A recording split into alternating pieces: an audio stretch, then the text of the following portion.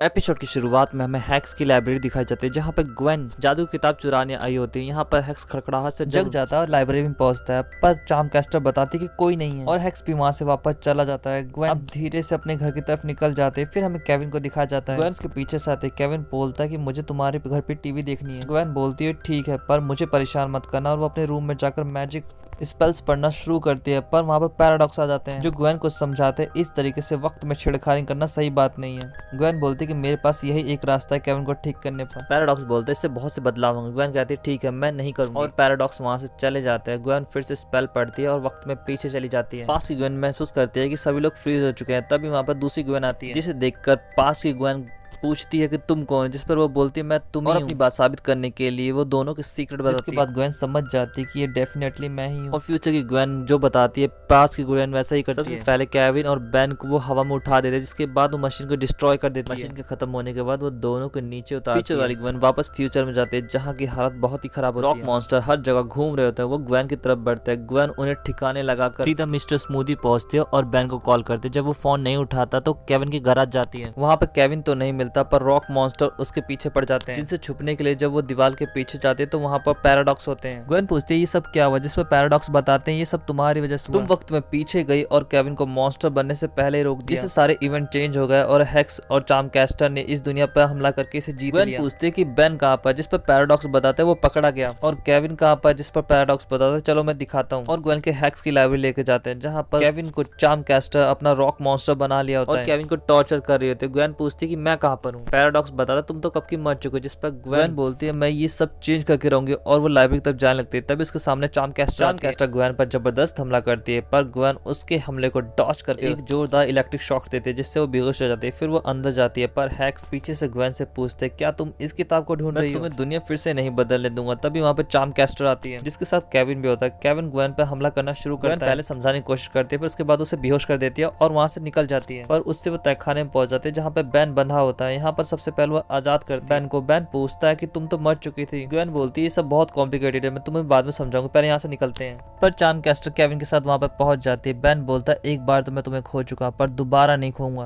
और smoke fire बनकर चार्मकास्टर पर हमला करता है। चार्मकास्टर उसे वाटर से टैकल करने की कोशिश करता है, जिससे चारों तरफ धुआं फैल जाता है। बेन की तरफ रॉक मॉन्स्टर और ग्वेन की तरफ केविन बढ़ता है। ग्वेन केविन को ठिकाने लगा देता है। तभी वहाँ पर अंकल हैक्स आते हैं और बोलते हैं कि बस करो ये लड़ाई झगड़ा, लेकिन बेन उन पे छत पे गिरा देता है, जिससे ग्वेन को जादू की किताब मिल जाती है। बेन बोलता है स्टार्ट करो पढ़ना और सब कुछ ठीक कर दो, इन सबको मैं देखता हूँ। ग्वेन भी स्पेल पढ़ती हुई वहाँ से निकल जाती है। ग्वेन को स्पेल पढ़ता देख अंकल हैक्स उसके सामने आते हैं। वो इससे पहले कुछ कर पाते, ग्वेन टेलीपोर्ट हो जाती है। उस समय में पहुंचती है जहाँ पर दूसरी ग्वेन उसे समझा रही थी। तीसरी ग्वेन आकर उसे समझाती है कि मैं सब कुछ इसे भुला देती हूँ, जिसके बाद वो लोग वहां से निकल जाते हैं। सब कुछ वैसा ही होता है जैसा होना चाहिए।